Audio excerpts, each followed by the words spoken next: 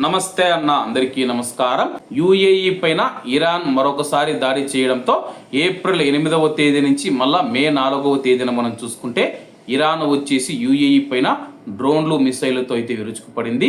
ఈ నేపథ్యంలో కువైట్ మరియు గల్ఫ్ దేశాల్లో మళ్ళీ టెన్షన్ నెలకొందనమాట. ఇప్పుడిప్పుడే కువైట్ కానీ గల్ఫ్ దేశాలు ఒక్కొక్కటి సాధారణ స్థితికి వస్తూ ఉన్నాయి. ఎయిర్పోర్ట్లు ఓపెన్ చేశారు, స్కూల్స్ ఓపెన్ చేశారు. అలాగే కువైట్లోని ఆఫీసులు కావచ్చు, మార్కెట్లు కావచ్చు, సూకులు కావచ్చు, జమియాలు కావచ్చు, అన్ని పూర్తి స్థాయిలో ఓపెన్ అయ్యేందుకు సిద్ధమవుతూ ఉన్న వేళ ఇరాన్ దాడి మనం చూసుకుంటే కువైట్ మరియు గల్ఫ్ దేశాలను ఆలోచనలో పడవేసింది.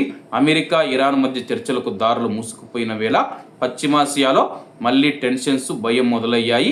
యుఏఈలోని ఫుజైరా ఎనర్జీ సైటు పైన ఇరాన్ డ్రోన్ దాడి చేసింది. హార్మూజ్కు ప్రత్యామ్నాయ మార్గంగా ఉన్న ఈ ప్రాంతం పైన దాడి జరగడంతో గ్లోబల్ మార్కెట్లలో ఆందోళన మొదలయ్యింది. కాగా త్వరలో సరికొత్త అధ్యయనం మొదలవుతుంది. శత్రువుల పునాదులు పెకిలిస్తామని చెప్పి ఐఆర్జీసీ వార్నింగ్ ఇచ్చిందనమాట.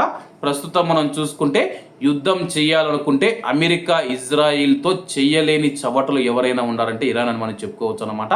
ఎందుకంటే కానీ అమెరికా, ఇజ్రాయిల్ నేరుగా ఇరాన్ను లక్ష్యం చేసుకుని దాడులు చేస్తూ ఉంటే చిన్న చిన్న దేశాలైన కువైట్ మరియు గల్ఫ్ దేశాల మీద ఇది దాడి చేస్తూ ఉన్నాయి.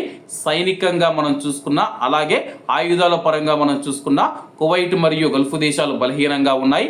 ఆయా దేశాల మీద మనం దాడి చేసినా సరే కానీ తిరిగి ఆ దేశాలు మన మీద దాడి చేయవని చెప్పేసి ఇరాన్ మనం చూసుకుంటే పిరికి పంద చర్యలలో భాగంగా కువైట్ మరియు గల్ఫ్ దేశాల మీద దాడులు చేస్తూ ఉందన్నమాట.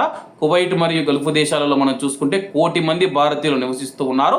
ఇరాన్కు నిజంగా దమ్ము ధైర్యం ఉంటే కానీ హార్ముజ్ జలసంధిని మూసివేసి, అలాగే మీ యొక్క ఇరాన్ ఓడరేవులు ఏవైతే ఉన్నాయో వాటినన్నిటిని దిగ్బంధించి అక్కడ హార్ముజ్ జలసంధి సముద్రంలోనే కూర్చొని ఉందన్నమాట. నిజంగా ఇరాన్కు ధైర్యం ఉంటే అమెరికా యుద్ధ నౌకలు, అమెరికా యొక్క సైన్యం పైన, అమెరికా యొక్క నేవీ పైన దాడి చేయాలి. కానీ ఎటువంటి సంబంధం లేని కువైట్ మరియు గల్ఫ్ దేశాల మీద దాడులు చేయడం చాలా బాధాకరం అన్నమాట.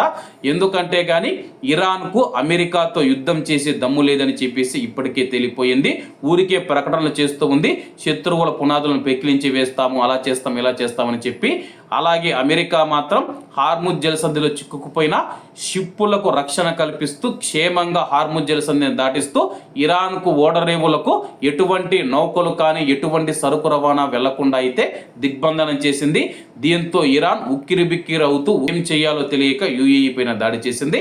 కాబట్టి అందరూ బాగుండాలి, అందులో మనం ఉండాలి. అందరికీ నమస్తే అన్న, జై హింద్.